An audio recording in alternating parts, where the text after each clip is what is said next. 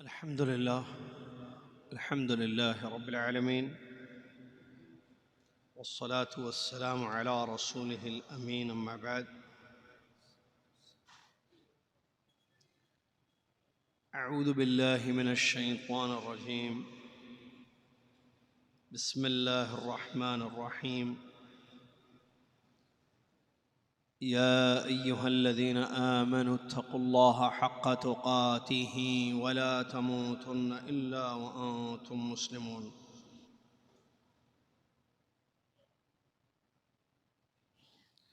يا أيها الناس اتقوا ربكم الذي خلقكم من نفس واحدة وخلق منها زوجها وبث منهما رجالا كثيرا ونساء، واتقوا الله الذي تساءلون به والأرحام، إن الله كان عليكم رقيبا. يا أيها الذين آمنوا اتقوا الله وقولوا قولا سديدا يصلح لكم أعمالكم ويغفر لكم ذنوبكم، ومن يطع الله ورسوله فقد فاز فوزا عظيما. قال الله سبحانه وتعالى: يا أيها الذين آمنوا استجيبوا لله وللرسول إذا دعاكم لما يحييكم. وقال تعالى: للذين استجابوا لربهم الحسنى والذين لم يستجيبوا له لو أن لهم ما في الأرض جميعا ومثله معه لافتدوا به أولئك لهم سوء الحساب ومأواهم جهنم وبئس المهاد.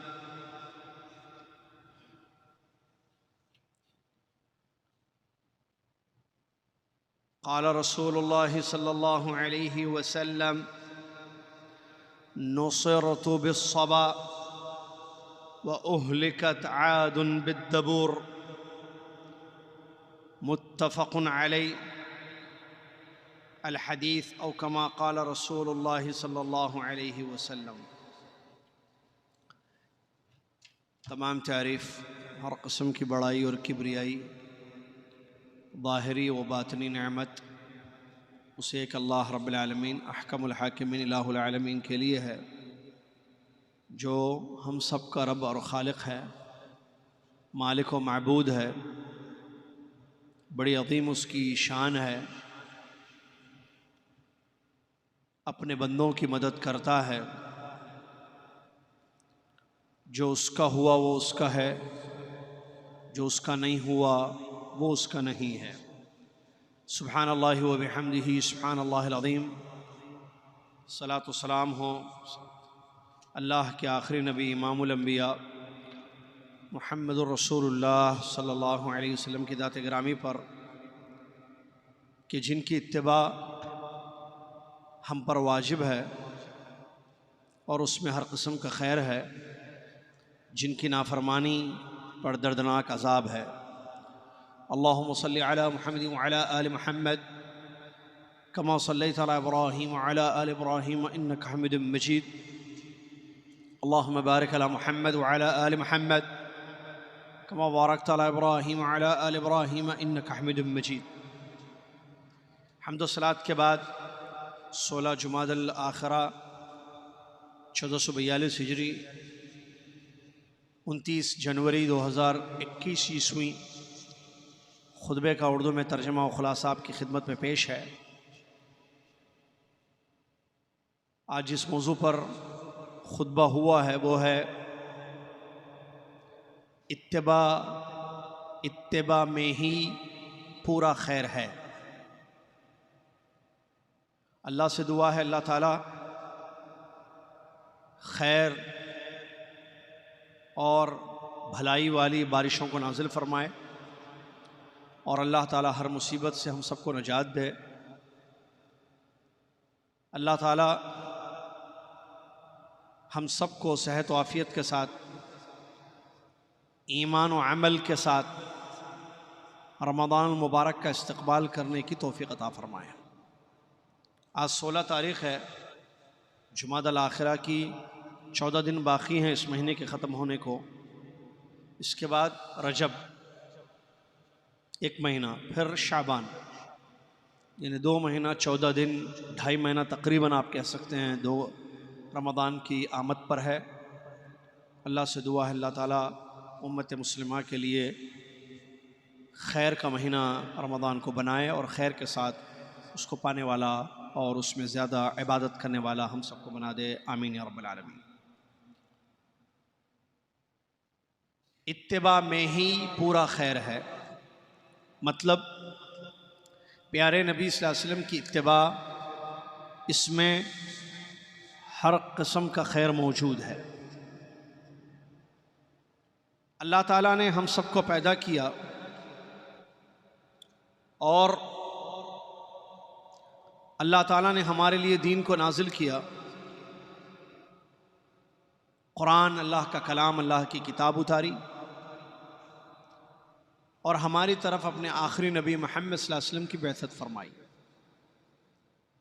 اس طرح اللہ نے دین کو مکمل کر دیا۔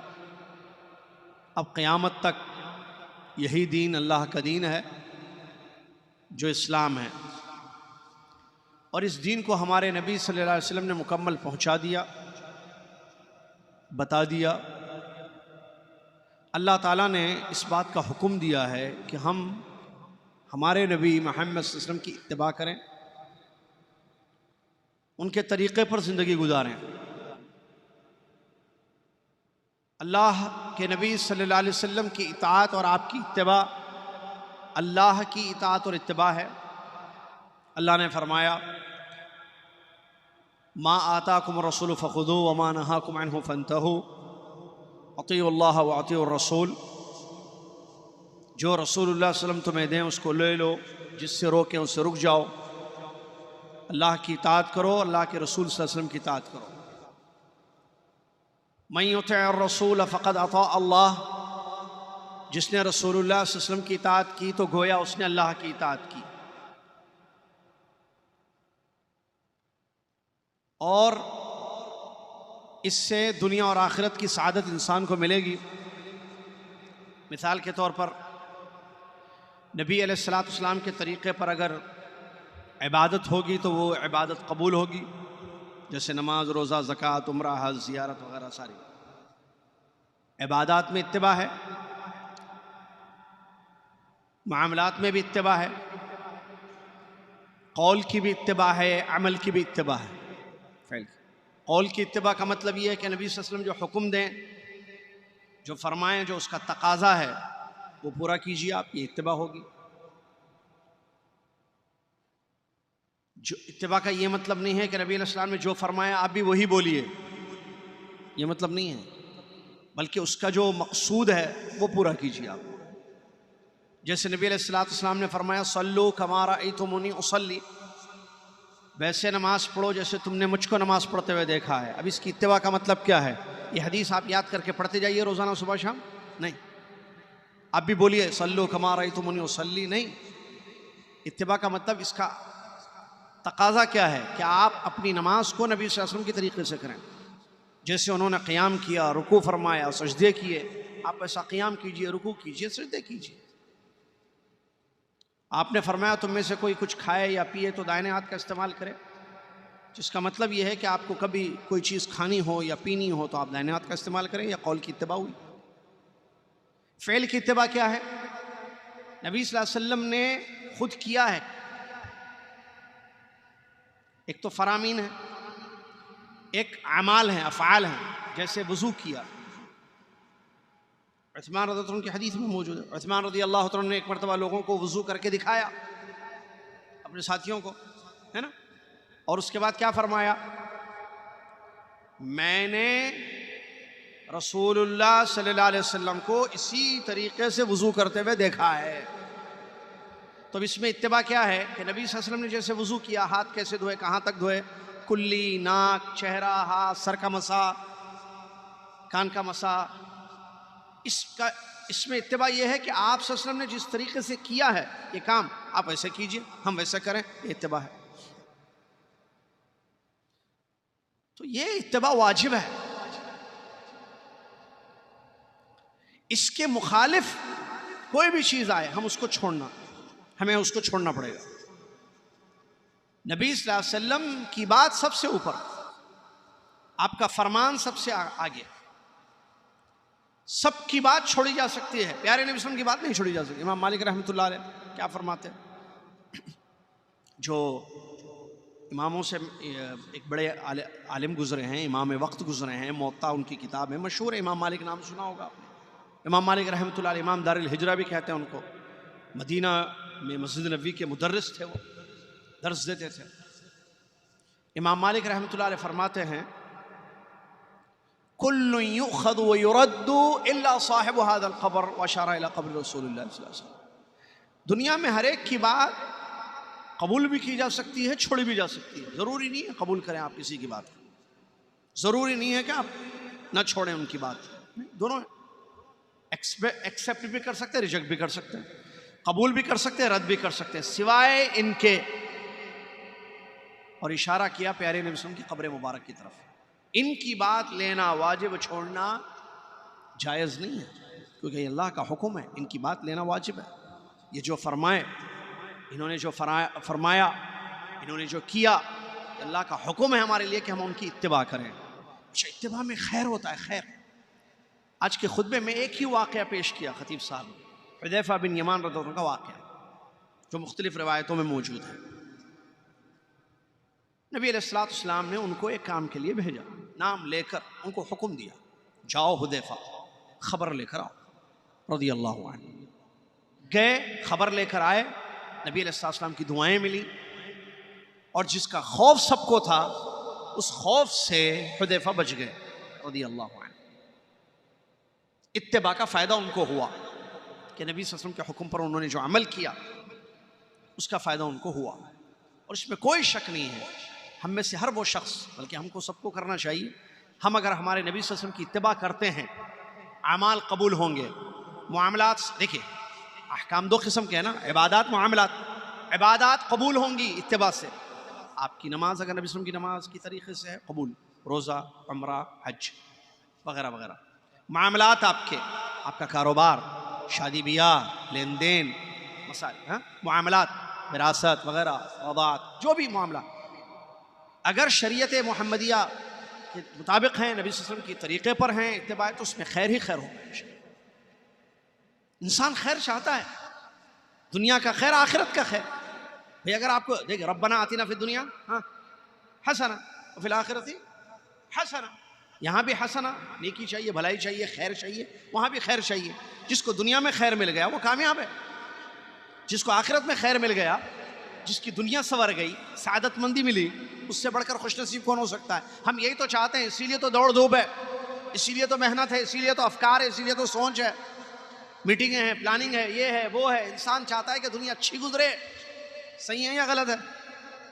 پڑھ رہے ہیں، لکھ رہے ہیں، محنت کر رہے ہیں، ادھر جاتے، یہ کاروبار، وہ کاروبار، یہاں پیسہ، وہاں پیسہ، ادھر کا سفر، ادھر کا سفر، یہ پوری تکو-دو، جس کو فصیح اردو میں کہتے ہیں تکو-دو، دوڑ دھوپ، اسی لیے ہے کہ دنیا اچھی ہو گئی، اس کے لیے قربانیاں ہیں. تو یہاں ایک نکتے کی بات، اتباع رسول صلی اللہ علیہ وسلم سے آپ کی دنیا سنورے گی. بعض لوگ غلط فہمی کا شکار ہیں کہ بھئی یہ اتباع وغیرہ صرف عبادتوں میں ہے. بھئی نماز پڑھنا ہو نا مسجد میں آپ اتباع کیجئے، باہر نہیں. باہر آپ آزاد ہیں، غلط. ہمارا دین مکمل دین ہے، ضابط حیات ہے اس میں. ابھی کل جمعرات مغرب کے بعد درس ہوا آن لائن جو ہو رہا ہے، کتاب البیوع ہم پڑھ رہے ہیں. کتاب البیوع یعنی خرید و فروخت، بیع، تجارت، بزنس، وہ چیپٹر چل رہا ہے پچھلے 2 ہفتوں سے، پچھلے 2 اور چلے گا، اور تقریباً اور 3 ہفتے چلیں گے. اور تو کتاب البیوع کیا ہے؟ مسجد میں تھوڑی ہوتی ہے تجارت، عبادت نہیں ہے نا، بیع، یہ معاملہ ہے. تو معاملات داری میں بھی دین ہے، ہر جگہ اسلام ہے. اسلام صرف یہی نہیں ہے. اتباع ہمارے لیے واجب صرف مسجد میں نہیں ہے کہ آپ نماز وضو کرنا ہو تو دیکھیں نبی صلی اللہ علیہ وسلم کا وضو، باقی شادی آپ اپنی مرضی سے کیسے بھی کریں، تجارت کیسے بھی کریں، ابھی کل حارث بھائی بتا رہے تھے، وہ کیونکہ انہی کا وہی ذمہ دار ہے اس درس کے کل کے، اور یہ جو آپ نے حدیثیں بتائی ہیں یا جو کل ہم نے پڑھا حرام کاروبار، کتنے کاروبار ہو رہے ہیں مسلمان اس حرام کاروبار جس کو روکا ہے اسلام نے، نبی علیہ السلام کی مخالفت ہو رہی ہے اس میں حدیثوں کی، وہ کر رہے ہیں ریل اسٹیٹ میں خاص طور سے انہوں نے کہا۔ تو اتباع صرف عبادت میں نہیں ہے، معاملات میں بھی اتباع ہے، تو ہماری پوری دنیا سنور جائے گی اگر ہم نبی علیہ السلام کی اتباع کریں گے، کامیاب ہو جائیں گے ہم دنیا میں، اور مرنے کے بعد آخرت میں حوض کوثر سے پانی، نبی علیہ السلام کا دیدار، جنت میں داخلہ، جنت کی ساری نعمتیں، سب کامیابی۔ کیوں؟ کیونکہ اتباع کر کے آئے۔ میں مختصر کہہ رہا ہوں، اگر آپ پڑھیں یا لیتنی لم اتخذ فلانا خلیلا لقد اضلنی عن الذکر بعد اذ جاءنی، یا لیتنی اتخذت مع الرسول سبیلا، یہ سب آیتیں ہیں قرآن۔ ہائے کاش کہ میں نے فلاں کو دوست نہ بنایا ہوتا، آدمی افسوس کرے گا۔ بتایا تھا ہم نے شاید پچھلے خطبے میں آپ کو، یعنی جو حسرت کا دن تھا نا پچھلا جمعے کا خطبہ، حسرتوں کا دن، تو آدمی افسوس کرے گا کہ میں نے رسول اللہ صلی اللہ علیہ وسلم کا راستہ کیوں نہیں پکڑا، تو وہ اتباع ہے نا بھائی۔ کاش کہ میں نے رسول اللہ صلی اللہ علیہ وسلم کا راستہ پکڑا ہوتا، کیا مطلب راستہ پکڑا ہوتا؟ اتباع کی ہوتی، تو وہاں حسرت کرے گا، لیکن اس حسرت کا کوئی فائدہ نہیں ہوگا، جو بتایا تھا ہم نے پچھلے جمعے۔ تو اس میں کوئی شک نہیں ہے، میری اور آپ کی کامیابی اسی میں ہے کہ ہم اللہ کے نبی صلی اللہ علیہ وسلم کی اتباع کریں۔ موسم سرد ہے، معلوم ہے نا، ٹھنڈی کا موسم چل رہا ہے، سردیوں کا موسم ہے، ہوائیں بھی ہیں۔ جدہ میں ہم لوگ یہاں معتدل ہے، اتنا نہیں ہے، لیکن آپ مملکہ کے دوسرے علاقے میں دیکھیں سخت سردی پڑی ہوئی ہے۔ اسی مناسبت سے اس موضوع کو اختیار کیا گیا۔ ایسے ہی ایک موسم آیا تھا، اور قبل اس کے کہ میں واقعے کو حذیفہ رضی اللہ عنہ کے آپ کے سامنے پیش کروں، تو مختصر چھوٹا سا واقعہ ہے۔ ایک حدیث آپ کو بتانا چاہتا ہوں میں، جو اسی خطبے میں پیش کی گئی ہے، بخاری مسلم کی حدیث ہے۔ اللہ کے نبی صلی اللہ علیہ وسلم فرماتے ہیں نصرت بالصبا واہلکت عاد بالدبور، بخاری مسلم کے، مجھے ہواؤں سے میری مدد کی گئی ہے، مشرقی ہواؤں سے میری مدد کی گئی ہے۔ صبا ہوا کا نام ہے، صبا ہوا کا نام ہے، اچھی ہوا جس سے اللہ نے اپنے نبی صلی اللہ علیہ وسلم کی مدد کی تھی۔ وَأُهْلِكَتْ عَادٌ بِالدَّبُورِ، قوم عاد کو دبور سے ہلاک اور برباد کیا گیا۔ دبور وہ سخت ٹھنڈی ہوائیں جو غرب سے مغربی ہوائیں اس کو کہتے ہیں، جو چلتی ہیں جس میں عذاب ہوتا ہے۔ دیکھیں ایک ہی حدیث میں دو چیزیں ہیں، صبا اور دبور۔ صبا نعمت ہے، دبور عذاب ہے۔ نبی علیہ السلام فرماتے ہیں مجھے صبا سے مدد کی گئی ہے، میری صبا سے مدد کی گئی ہے، اور قوم عاد کو دبور سے ہلاک کر دیا گیا ہے۔ یہ بخاری مسلم کی حدیث ہے۔ حافظ ابن حجر رحمۃ اللہ علیہ اس کی تشریح میں لکھتے ہیں صبا مشرق سے چلنے والی، مشرق سمجھتے ہیں کیا بولتے ہیں؟ مشرق ایسٹ، ویسٹ، مشرق کو کیا بولتے ہیں بھائی؟ مشرقی ممالک وغیرہ، ویسٹرن، ایسٹ کہتے ہیں، اچھا ایسٹ، ہاں ٹھیک ہے۔ تو ایسٹ، مشرق یعنی ایسٹ، تو ایسٹ سے ہوا جو چلتی ہے ٹھنڈی، صحت کے لیے مفید اچھی ہوا، اللہ کے نبی صلی اللہ علیہ وسلم کو اس وقت جو اس کا واقعہ پیش آیا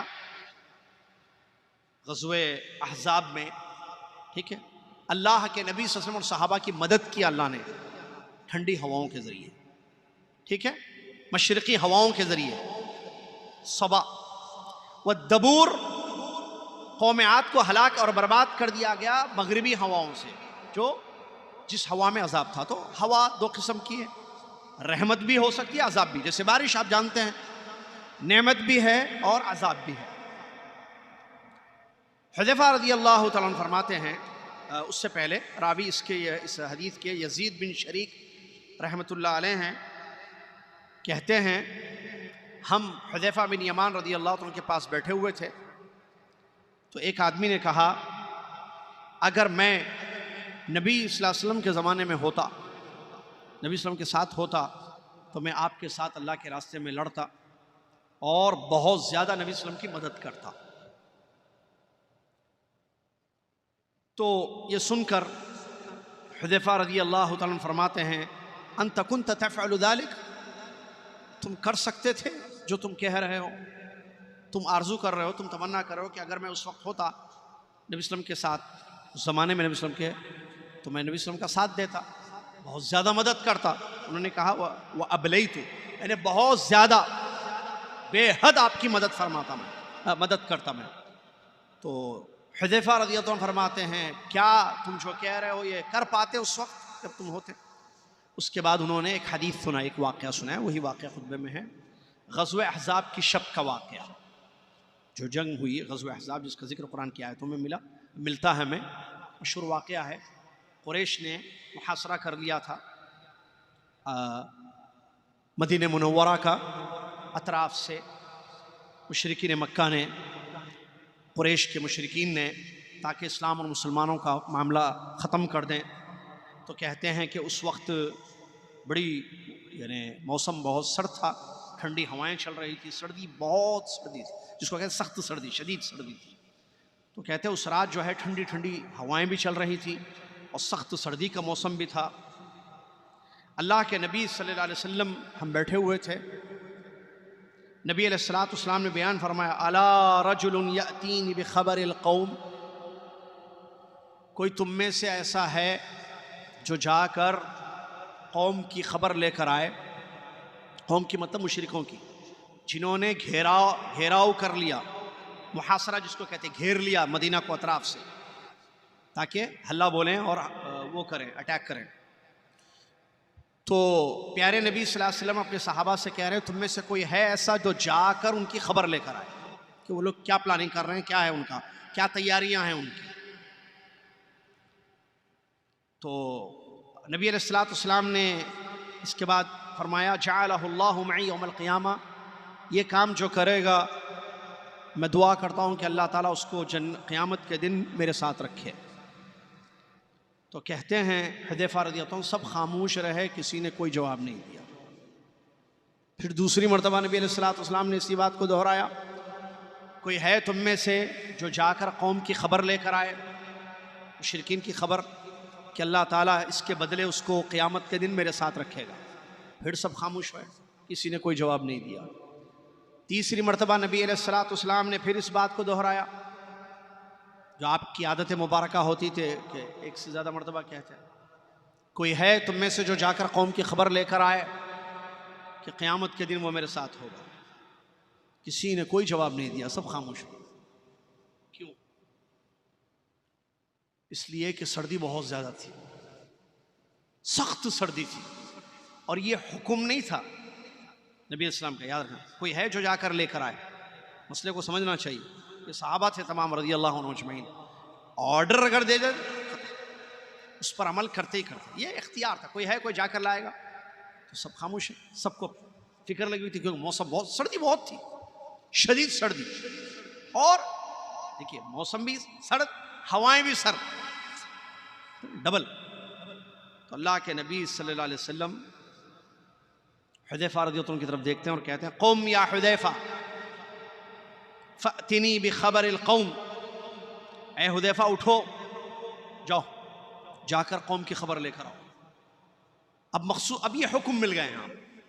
حذیفہ رضی اللہ عنہ کا نام لے کر نبی علیہ السلام نے ان کو حکم دیا کہ جاؤ جا کر قوم کی خبر لے کر آؤ، اور کچھ مت کرنا، ان کو ڈرانا نہیں، نہ ان کو پریشان کرنا، صرف انفارمیشن لے کے آؤ، صرف خبر لے کر آؤ، کرنا نہیں کچھ حرکت، اور اس کے بدلے اللہ تبارک و تعالیٰ قیامت کے دن تمہیں میرے ساتھ رکھے۔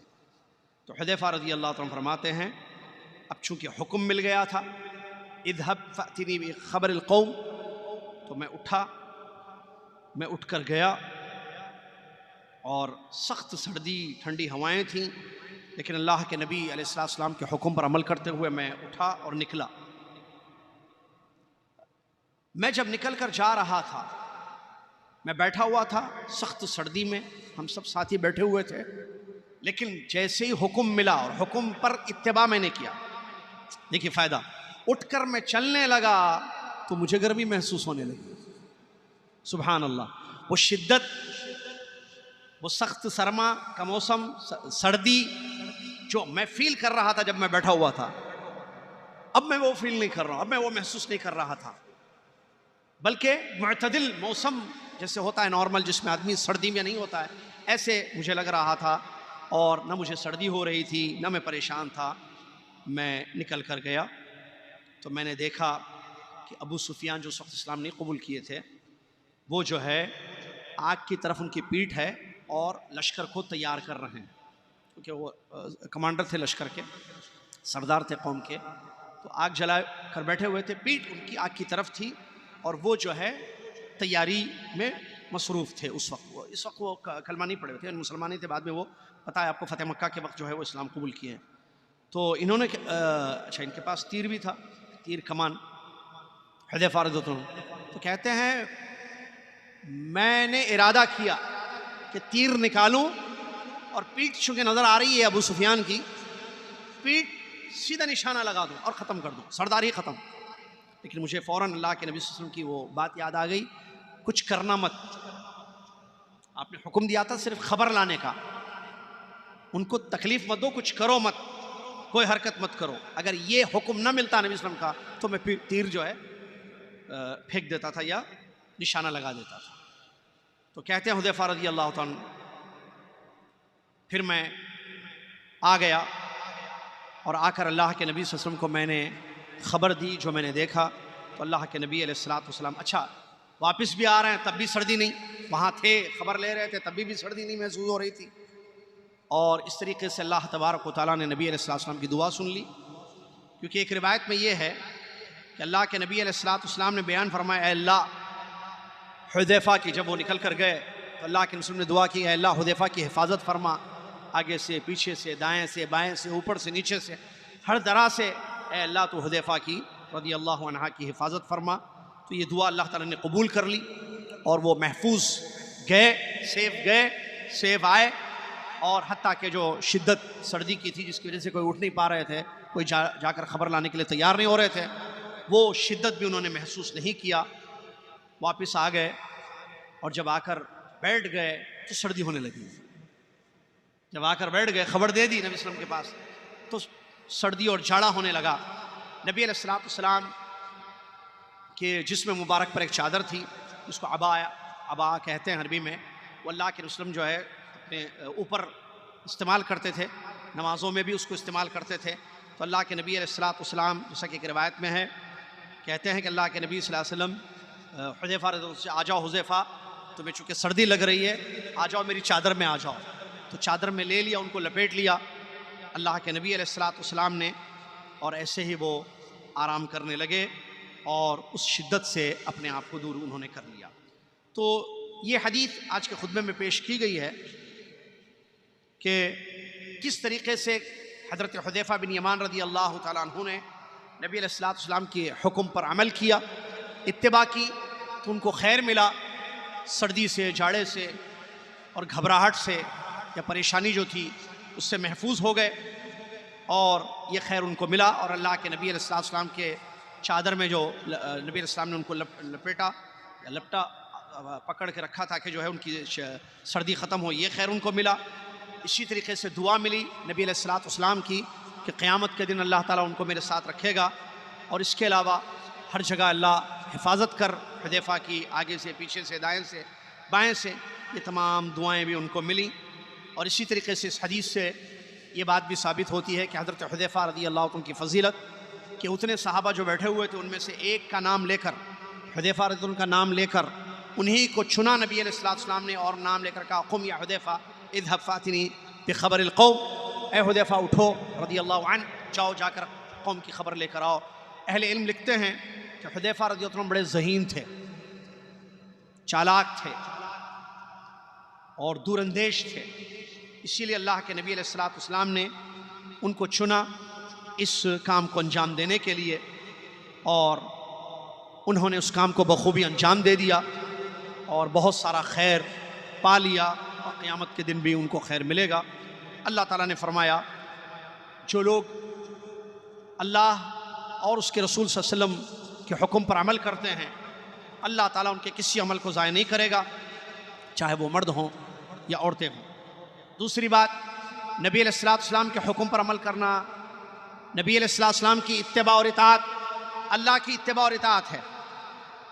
اور جو اللہ کی اطاعت کرے گا وہ دنیا اور آخرت میں کامیاب ہوگا، اور جو اطاعت نہیں کریں گے ان کے لیے نقصان ہے۔ سنیے اس آیت کو جو آخر میں پیش کی گئی ہے، لِلَّذِينَ اسْتَجَابُوا لِرَبِّهِمُ الْحُسْنَى، وہ لوگ جو اپنے رب کا جواب دیتے ہیں، اس کے احکام پر عمل کرتے ہیں، لبیک کہتے ہیں ہر حکم پر، ان کے لیے حسنہ ہے۔ الحسنہ جنت ہے، خیر ہے قیامت کے دن۔ وَالَّذِينَ لَمْ يَسْتَجِيبُوا لَهُ، اور جو اللہ کے احکام کا جواب نہیں دیتے، یعنی اتباع نہیں کرتے ہیں، لَوْ أَنَّ لَهُم مَّا فِي الْأَرْضِ جَمِيعًا، اگر ساری زمین کے بھی وہ مالک ہو جائیں، اور اس جیسی ایک زمین بھی ان کے پاس، ساری دنیا کی زمین کے مالک ہو جائیں، اور قیامت کے دن کے عذاب اور اس کی پکڑ سے یہ زمین جو دو زمینوں کے برابر کی ملکیت ان کے پاس ہے، یہ دے کر بھی اللہ کی پکڑ، اللہ کے عذاب سے اپنے آپ کو بچانے کی کوشش کریں گے، تب بھی ان کا کوئی فدیہ قبول نہیں کیا جائے گا، اور ان کو کوئی عذاب سے نہیں بچا سکے گا۔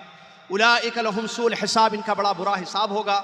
ومأواہم جہنم وبئس المہاد، اور ان کا ٹھکانہ جہنم کی آگ ہے، اور یہ بہت برا ٹھکانہ ہے، بہت بری جگہ ہے۔ فاستجاب لهم ربهم انی لا اضیع عمل عامل منکم من ذکر او انثی، جو اللہ اور اس کے رسول کے احکام کی اتباع کرتے ہیں ان کے لیے اللہ تبارک و تعالیٰ نے یہ خوشخبری سنائی ہے کہ ان کے کسی بھی عمل کو اللہ تعالیٰ ضائع نہیں کرے گا، چاہے وہ مرد ہیں یا خواتین ہیں۔ تو معلوم ہو کہ زندگی کامیاب اسی میں ہے، حیات سعیدہ سعادت مند زندگی اسی میں ہے کہ ہم اللہ اور اس کے رسول صلی اللہ علیہ وسلم کے احکام کی اتباع کریں، چاہے کیسے بھی حالات ہوں۔ حکم پر عمل کرنا واجب ہے، اور واجب چھوڑنے پر سزا ملتی ہے۔ اختیار ایک الگ چیز ہوتی ہے، اختیار ایک الگ چیز ہے، لیکن احکام جہاں آرڈرز ہیں، جیسے نماز قائم کرو، نماز 5 وقتہ پڑھنا فرض ہے، آرڈر ہے۔ زکوٰۃ جن پر واجب ہوتی ہے ان کو زکوٰۃ نکالنا واجب ہے۔ رمضان آ جائے تو رمضان کے روزے رکھنا واجب ہے۔ تو اس طریقے سے جو واجب کام ہیں، جہاں آرڈرز ہمیں ملے ہوئے ہیں اللہ کی جانب سے، اللہ کے نبی صلی اللہ علیہ وسلم کی جانب سے، وہاں کوئی چارہ نہیں، کرنا ہی کرنا ہے، الا یہ کہ استطاعت نہ ہو۔ جیسے کھڑے ہو کر نماز پڑھنے کا حکم ہے، لیکن کسی کو آپریشن ہو جائے یا پیر کٹ جائیں یا وہ نہیں کھڑا ہو سکتا ہے، تب یہ واجب ختم ہوتا ہے۔ پھر جس کنڈیشن میں چاہے وہ نماز پڑھے، جیسے پتہ ہے آپ کو نبی علیہ السلام نے فرمایا صلی قائمہ فإن لم تستطع فقاعدہ، کھڑے ہو کر نماز پڑھو، اور اگر کھڑے ہو کر نماز نہیں پڑھ سکتے ہو تو بیٹھ کر نماز پڑھو۔ تو احکام پر عمل کرنا چاہیے، اتباع کی زندگی، اتباع کا جذبہ اپنے اندر پیدا کرنا چاہیے کہ ہم انڈیویجول زندگی گزاریں، اجتماعی زندگی گزاریں، مسجد میں ہو، بازار میں ہو، لین دین کا معاملہ ہو، تجارت ہو، نکاح ہو، یا طلاق خلا کے مسائل ہوں، وراثت کے مسائل ہوں، بیع و شراء کے مسائل ہوں، ہر جگہ یہ دیکھیں کہ شریعت کیا حکم دیتی ہے، نبی علیہ السلام کی تعلیمات کیا ہیں، آپ کے اوامر، آپ کے احکام کیا ہیں، اس کی اتباع کریں، خیر پر ہوں گے۔ حذیفہ رضی اللہ عنہ کی یہ مثال حدیث میں آج ہم نے پڑھی کہ اللہ کے نبی علیہ السلام نے جب ان کو حکم دیا تو انہوں نے کوئی بہانہ نہیں کیا کہ نہیں اللہ کے رسول اتنی سردی میں کیسے جاؤں، میں بیمار ہو جاؤں گا، میں پریشان ہو جاؤں گا، حکم کے بعد نہیں، وہاں ان کے پاس جذبہ کیا تھا، حکم مل جائے فوراً عمل کرتے تھے، حکم مل جائے، آرڈر مل جائے فوراً عمل کرتے تھے، اور عمل کر کے فوری عمل سے نبی علیہ السلام کی دعائیں ملتی تھی، خیر ان کو ملتا تھا، اللہ کی رضا ان کو حاصل ہو سکتی ہے، اللہ کی رضا ان کو حاصل ہوتی تھی، اور یہی کامیابی کا ایک اچھا طریقہ ہے۔ میں اور آپ نبی علیہ السلام کی اتباع میں زندگی گزاریں، اور ظاہر بات ہے، ختم کر رہا ہوں میں اپنی بات کو، اتباع کے لیے، فالو کرنے کے لیے، آرڈرز پر عمل کرنے کے لیے آرڈرز معلوم ہونا ضروری ہے۔ بدعت کیوں ہوتی ہے بھائی؟ سنت معلوم ہو تو آدمی سنت کی اتباع کرے گا نا۔ ایک آدمی یہ سمجھ رہا ہے کہ، چھوٹی سی بات بتاؤں، ابھی پچھلے ہفتے ہم نے امتحان بھی لیا تھا، ٹیسٹ لیا تھا ایک حدیث کا، تو اس میں ہم نے پوچھا تھا کہ کیا یہ بات حدیث سے ثابت ہے، صحیح اور غلط کا نشان لگائیں، بیٹھے ہوئے دیکھے دعویٰ ٹیم کے لوگ، تو اس میں یہ تھا کہ کھانا کھانے سے پہلے بسم اللہ الرحمن الرحیم پڑھ کر کھائیے، صحیح یا غلط، نشان لگائیے، صحیح ہے یا غلط ہے؟ غلط جی صحیح ہے، بسم اللہ الرحمن الرحیم پڑھ کر کھانا،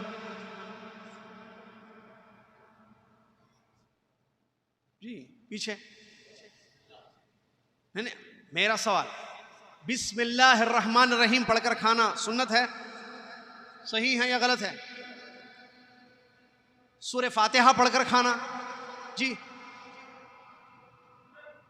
چھینک آئے گا. اور ایک سوال تھا فقہ کا سوال, تو فقہ میں تھا نا, الحمدللہ رب العالمین پڑھنا صحیح ہے یا غلط ہے؟ سورہ فاتحہ کی پہلی آیت بھائی, سورہ فاتحہ کی پہلی آیت غلط ہے پڑھنا. جی بسم اللہ الرحمن الرحیم پڑھ کر کھانا بھی غلط ہے. الحمدللہ رب العالمین چھینک آئے تو پڑھنا بھی غلط ہے. کیوں؟ یہ اتباع نہیں ہے کیا؟ نہیں ہے اتباع. کیوں؟ سنت یہ ہے کہ کھانا کھانے سے پہلے آپ کیا پڑھیں؟ بسم اللہ. الرحمن الرحیم نہیں ہے.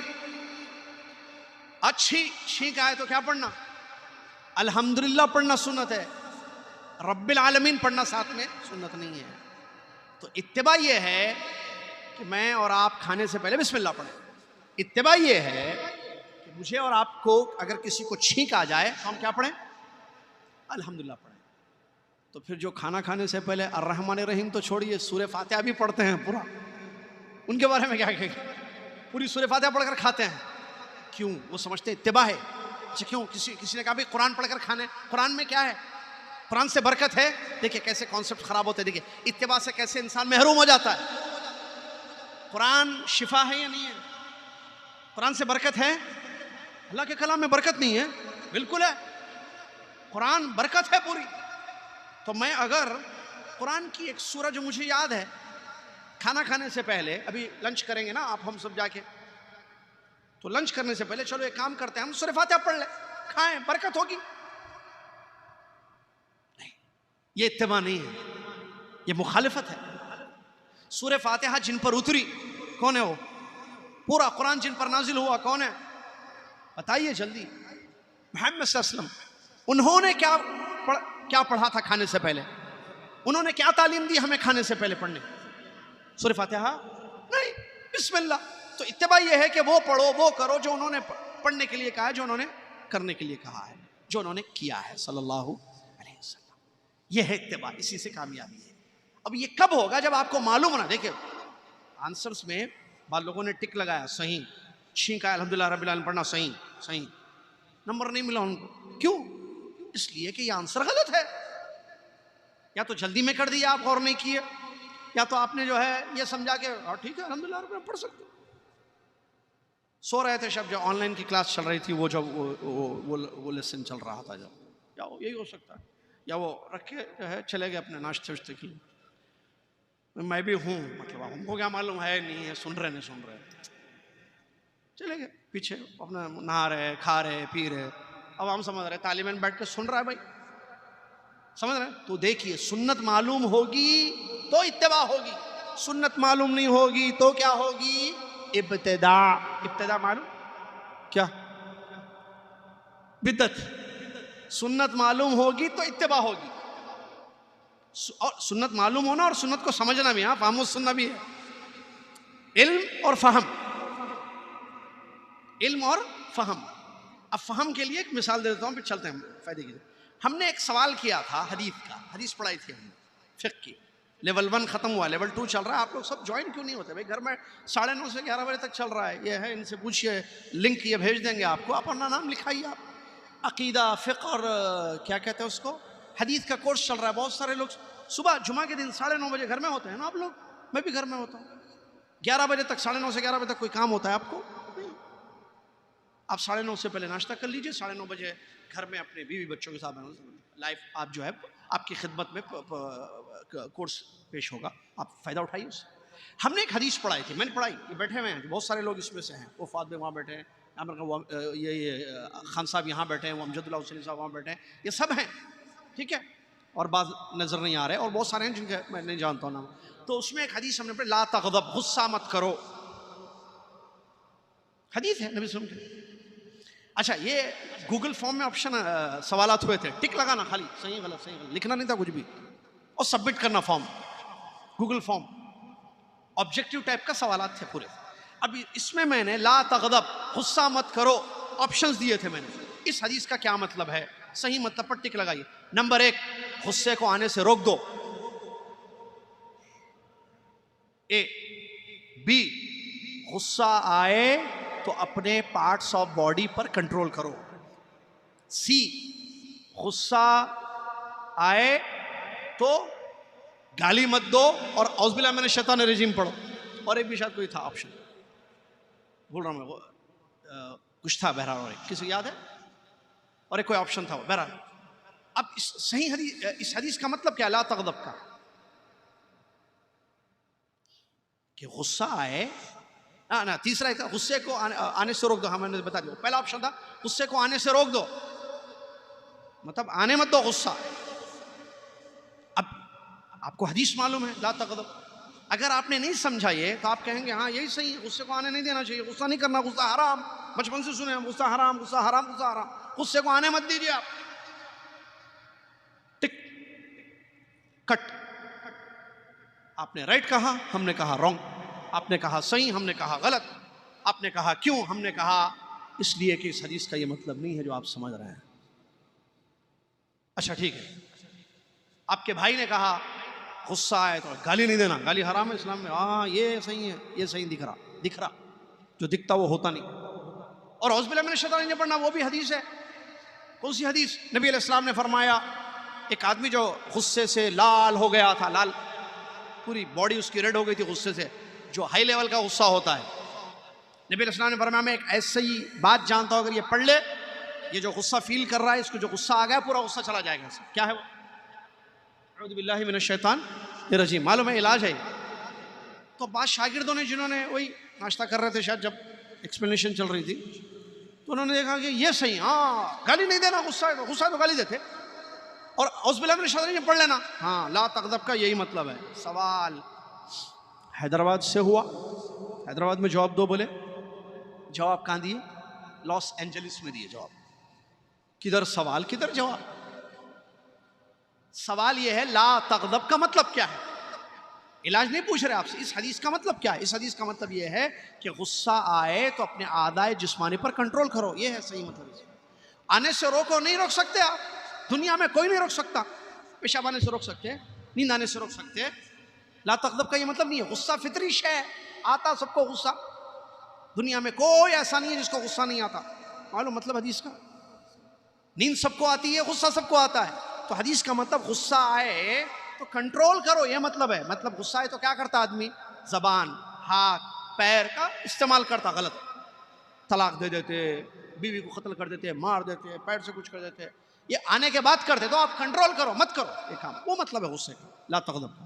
اعوذ باللہ من الشیطان الرجیم پڑھا ہے, وہ علاج ہے. علاج کون پوچھے یہاں سوال میں؟